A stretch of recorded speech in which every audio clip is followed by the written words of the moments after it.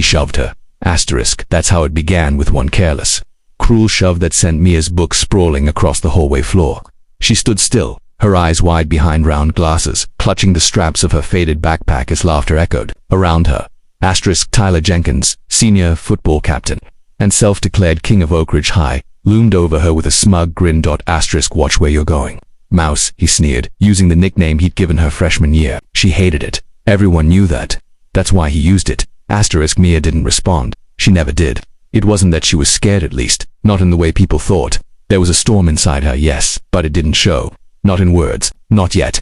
Asterisk. She kneeled silently and began to pick up her books, fingers trembling only slightly. The hallway was alive with eyes that watched and did nothing, mouths that smirked but stayed shut. Asterisk. And then Tyler did it, the thing he would regret 10 seconds later. Asterisk. He pushed her again, harder this time. Not playful, not teasing, malicious. Asterisk. Mia stumbled, barely catching herself, and something in her expression changed. Just for a second, not fear, not pain. Something else, a flicker of ancient stillness. Asterisk. What's the matter, Mouse? Tyler laughed, spreading his arms wide. Cat got your butt. He never finished the sentence. Because that was the moment. Asterisk. 10 seconds. That's all it took. Asterisk. 10 seconds for the floor beneath him to feel wrong, for the air to shift, for the laughter to choke in his throat. The lights above flickered just once and a strange pulsing quiet settled around them. Asterisk. Tyler's smirk faltered as Mia stood, slowly, her gaze locking with his for the first time ever. Asterisk. Her voice was quiet, barely a whisper, but it carried like thunder. Asterisk. Don't touch me again. Asterisk. Something ancient stirred behind those words. Not magic, not power in any fantasy sense, but raw, undiluted truth.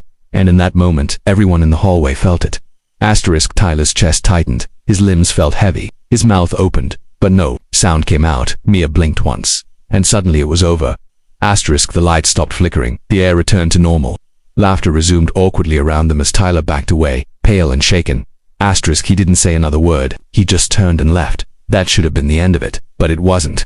Asterisk. Because for the first time, someone had seen. Asterisk. Not just what Tyler had done, but what Mia had done, what she was. And Oak Ridge High had a new story to tell. Asterisk. Mia Thompson had always been quiet. She lived in a world of books and silence, of whispered thoughts and soft music. She had no friends, by choice more than circumstance, and she liked it that way. But everything changed after that day in the hallway. People began to look at her differently. Whispers followed her like shadow speculation, or fear. Rumors spiraled quickly. Some said she was a witch, others swore she had psychic powers. One particularly dramatic junior claimed she was a government experiment. None of them were true, but all of them were a little closer to the truth than they realized. Asterisk. Tyler didn't come to school the next day, or the day after. When he finally returned, he was changed, quieter, distracted, his once swaggering confidence buried under layers of unease. He didn't look at Mia, he didn't look at anyone. Asterisk. Coach benched him for missing practice. Teachers noticed he wasn't turning in homework. His friends tried to joke with him, but he barely responded. Asterisk. And one afternoon, during lunch, he walked up to Mia's table and stood there, awkward and unsure. Asterisk. I need to talk to you, he said, voice flat. Asterisk. Mia didn't look up from her tray. Why? Asterisk. I don't know. His throat bobbed. I can't sleep. Since that day, I hear things, see things. I think it's my guilt. Maybe I deserve it. I'm sorry. He said it like he'd never used the word before, slowly. Mia raised her eyes to his. Asterisk. I'm not here to punish you, she said. You did that yourself. Asterisk. He swallowed hard. Then what did you do to me? Asterisk. I reminded you of something, she said simply. Something you buried a long time ago. Asterisk. Tyler didn't understand. Not then. But the words haunted him. Asterisk. That night, he dreamed of his childhood, his mother crying softly in the kitchen, his father yelling at her, his little sister hiding under the bed, and himself small, scared, silent. He woke up in tears. Mia's story spread, not through grand gestures or explosions of drama, through small changes. Asterisk. A sophomore named Lily, who used to cry in the bathroom every day because of cruel notes in her locker, found one day they'd stopped. Asterisk. A freshman with stuttered speech and a limp found the courage to answer a question in class, and no one laughed. Asterisk. People didn't change overnight, but they began to notice, and Mia watched quietly. It wasn't power, not in the way people imagined. She didn't cast spells or read minds, but she had a gift, one born of pain and understanding. She could see people, not just their faces, but the bruises beneath their bravado, the cracks in their armor.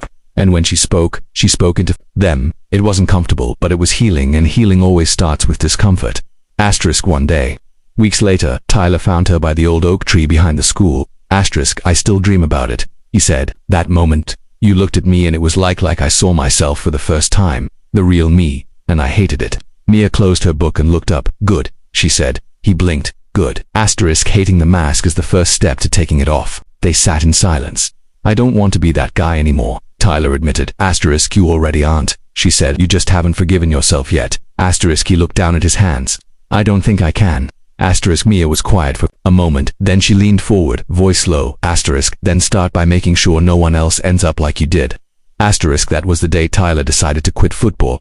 His friends mocked him, his dad yelled, but he didn't care. Asterisk he joined a peer counseling group instead, started helping kids who were struggling. The school counselor was skeptical at first, but Tyler proved himself slowly, patiently. Asterisk and Mia, she remained a mystery, still quiet, still watching, still walking the halls like a ghost with purpose. Asterisk but people treated her differently now, with respect, with space. Asterisk not fear, not quite, more like reverence. Asterisk the end of senior year approached. Graduation caps loomed. College letters came in. And on the final day of school, Tyler walked up to Mia one last time. He held out a small envelope. Inside was a photo of him, standing next to a group of younger students he'd helped that year, smiling genuinely. Asterisk thank you, he said, for breaking me. Mia smiled softly.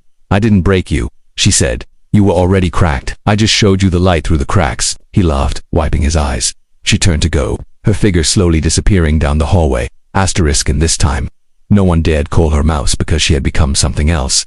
I'd whisper in the silence, a voice for the voiceless, a mirror. No one wanted to look into until they were ready to change.